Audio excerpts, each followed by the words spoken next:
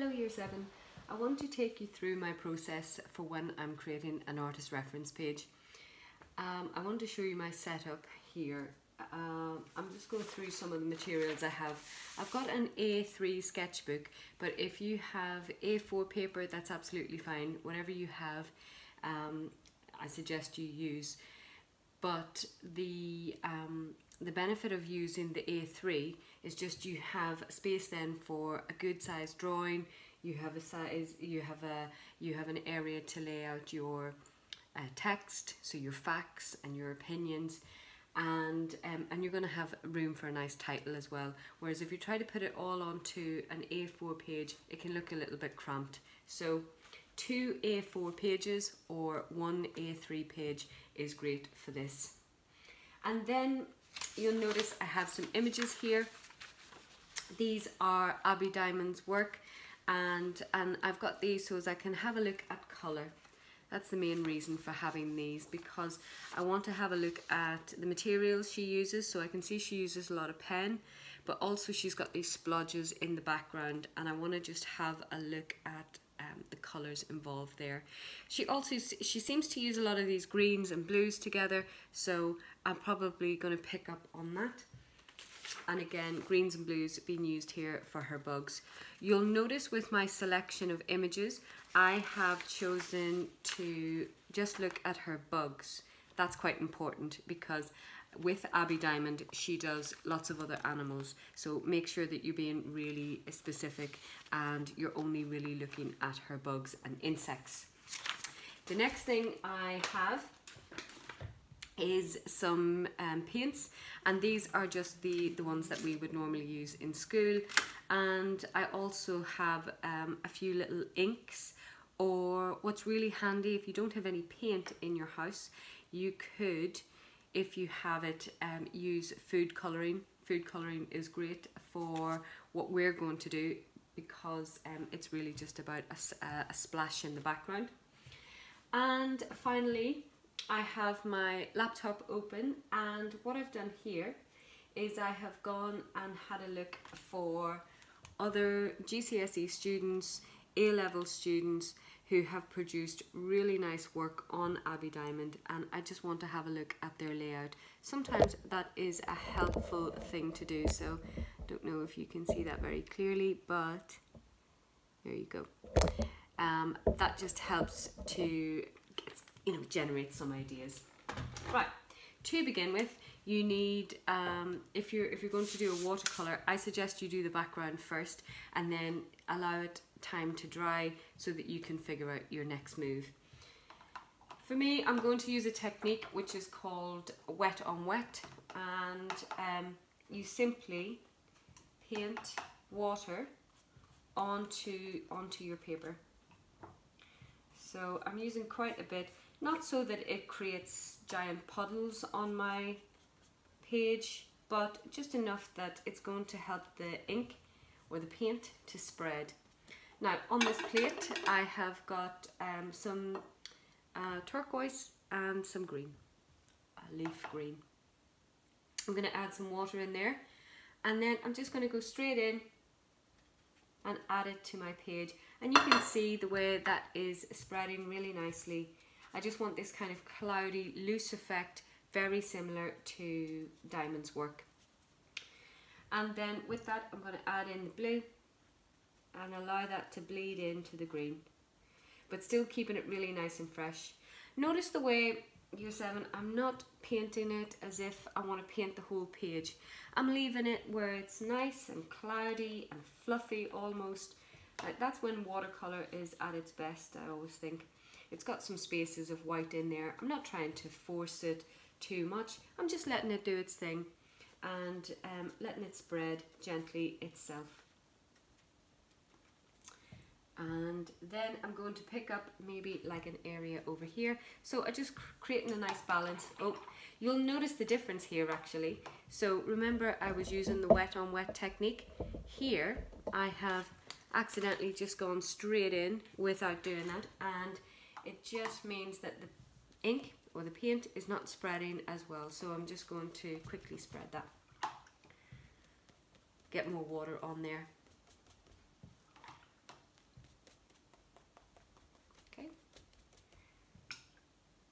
water is going to help really spread my paint. Now, if you don't have a brush, don't worry. You could use any kind of a sponge that you've got. You could use cotton buds. You could even just use your fingers with this because it is just so loose. It doesn't have to be really very accurate at all.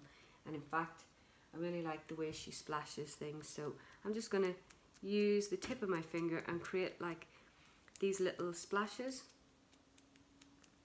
Remember, this is messy, so protect the surface that you're working on. You don't want to get in trouble by splattering somebody or something that is important in your house. Okay, so I'm just going to let those little splashes do their thing, kind of blend into one another. Okay, and this one here is drying nicely.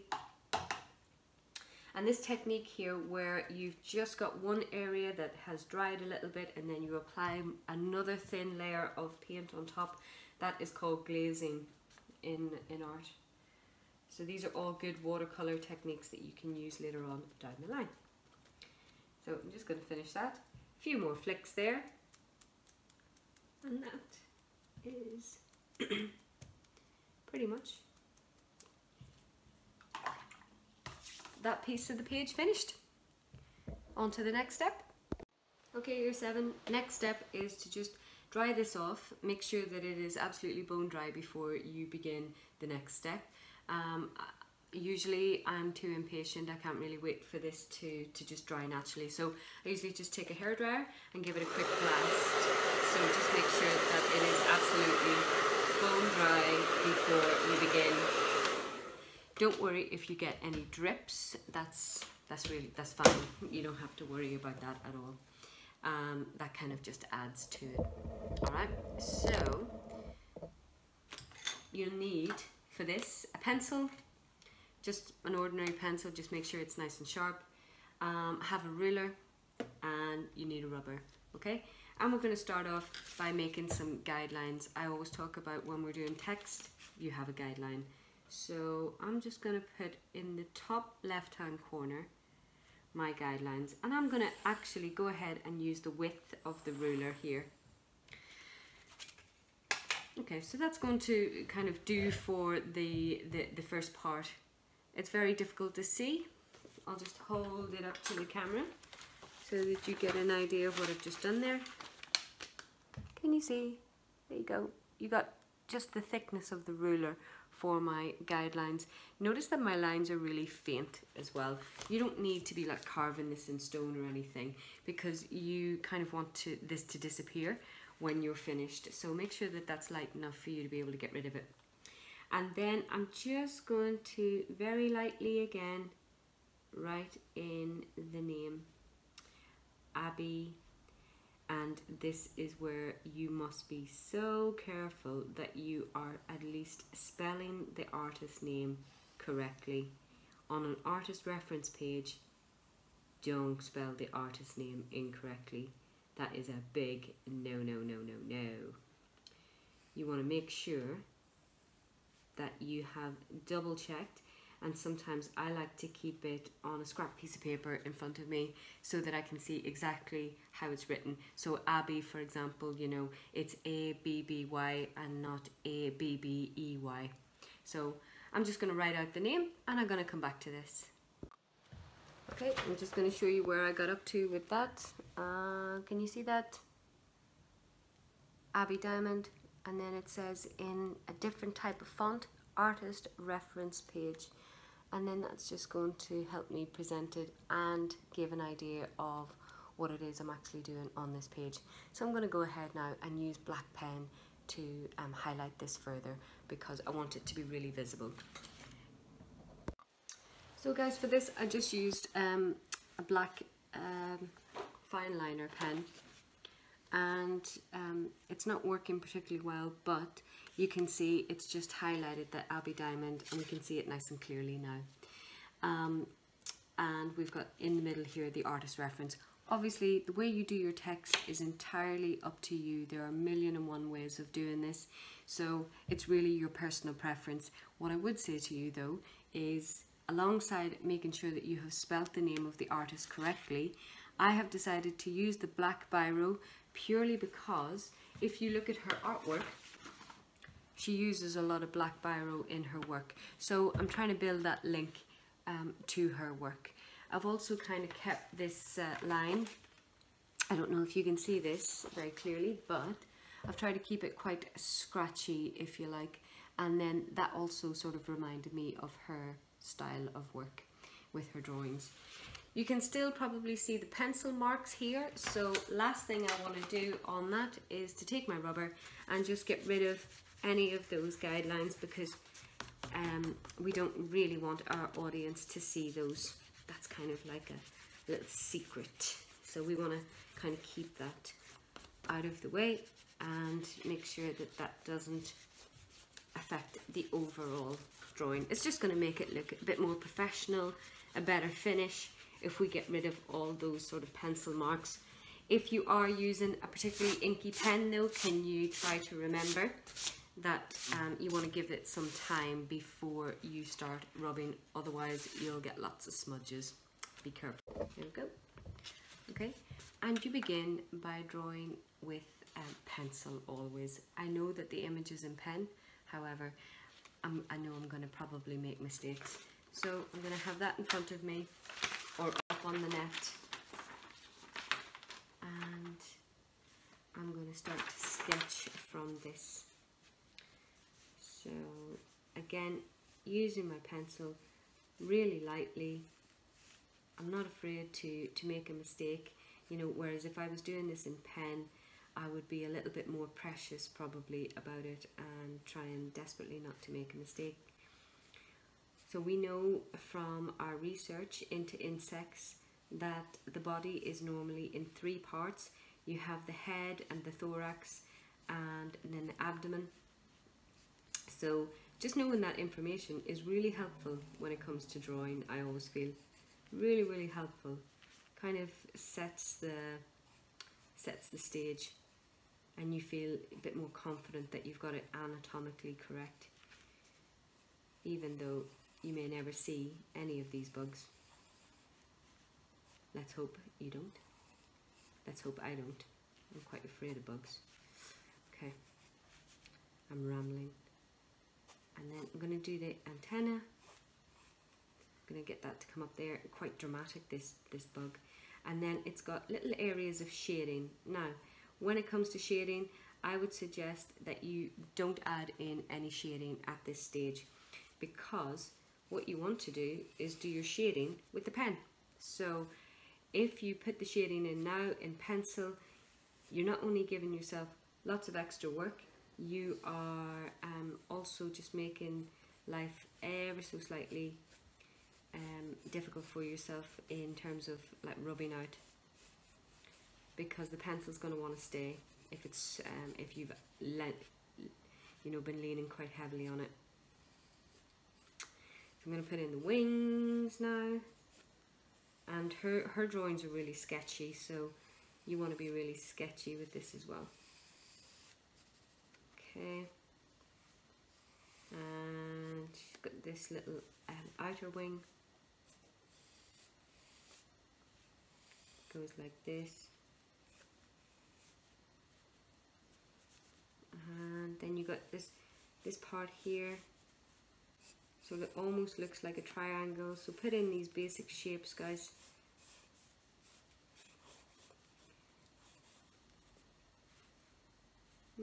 There's this kind of weird little lines in here,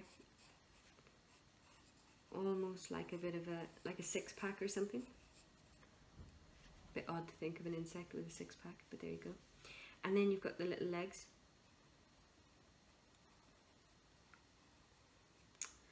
And they come out like that. Very creepy.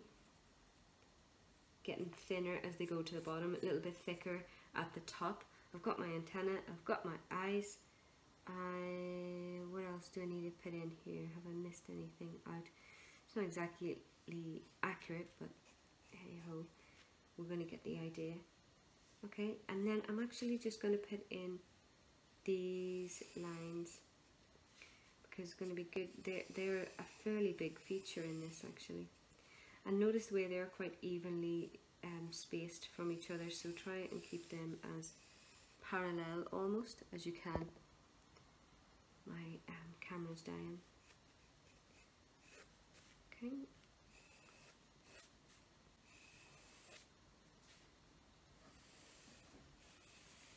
So just keep building that up like that. So quite sketchy, but there you go. That's our bug drawing, okay? And then now you're free to take your fine liner or your black biro and then just start going over those lines, nice and sketchy in the same way that she does. And I want you to look for the areas of contrast, because those are the areas you want to make them really quite dark. So like these areas are almost jet black, not quite, but nice and sketchy. Put those in, start to build it up a little bit more. Make sure that you cover all your pencil, because remember the pencil is the behind the scenes stuff. We don't want people to see that,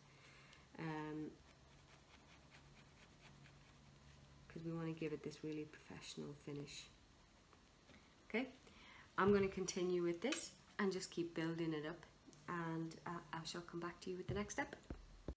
So year 7, I got a little bit carried away, and I've completed another study here, and it just balances this page out a little bit more. The next thing I'm going to do is I'm going to add on some images that I've taken from the internet and cut out. And the way I'm just going to compose those is put them on straight. They're one of the things that does tend to annoy examiners at GCSE is when people, you know, put them on at different angles and things like that. Just put them on straight. Remember, we're trying to be quite analytical about the artist and the artist's style. Remember, this is our hinge question. So why are we actually doing this? We're doing this to learn about the work of others. We're looking at how artists interpret insects and animals in their work, and we look at their use of materials. So with Diamond, she's using pen and ink studies, and we're trying to learn that technique from her. So do it in quite a logical way. You know, when you're putting your display together, think about it as like maybe, you know, sort of like a glossy magazine. Images are on nice and straight, like you don't have to turn your head to look at them or anything else. The other thing I want to stress is that I'm going to make sure that you glue right to the edges when you're gluing. I know that seems like such a basic thing, but you would forget, you know, you'd be surprised the number of people who forget that fact. And then I want you to lay your images down, as I say, nice and straight, making sure that it's stuck securely. But one important factor, and I'll remove these just to show you, notice that, can you see around the edge? I have got an even border, so this space here is approximately the same as this space here. Now, I haven't measured it, I've just done it by eye, but this is much better than taking an image, for example, and putting it right into the corner, all right? Because this is considered not very good display. You want to come in about a centimetre roughly from the edge of the page and then present your image there. I'm going to go ahead and glue on my other 2 images that I have here, and yeah, you can select whatever images you wish. You could select the same images that you drew. In this case, I've chosen not to, because I want to show as many different variations of her work as possible. And then I've got some areas, not lots actually, for my written work. So you can see the benefit straight away of having an A3 page rather than an A4 page, because it does fill up very quickly. So I'm going to stick these down and then we'll go to the final step. finally, year 7, I do my research online. So I try to find as many interviews with Abby Diamond. I try to find as many articles as recent as possible from Abby Diamond as I can, and I use that information then and then try to write it in my own words. So that's the information that's going to go onto my artist research page. You'll notice I'm using just a scrap piece of paper here to write all my notes, to change some things, scribble out some things and go back to it. I find this is really easy to do at this stage, and then I can go and transfer it onto my page. The worst thing you could end up with is writing in pen on your beautiful page and then sort of making mistakes, and you don't have any way of correcting it. So make sure you gather all your information. Get your information online, so have your laptop or your phone open in front of you, make some scribbly notes, put it all together and then put it on your sheet. I'll do that now, and you can see what it looks like.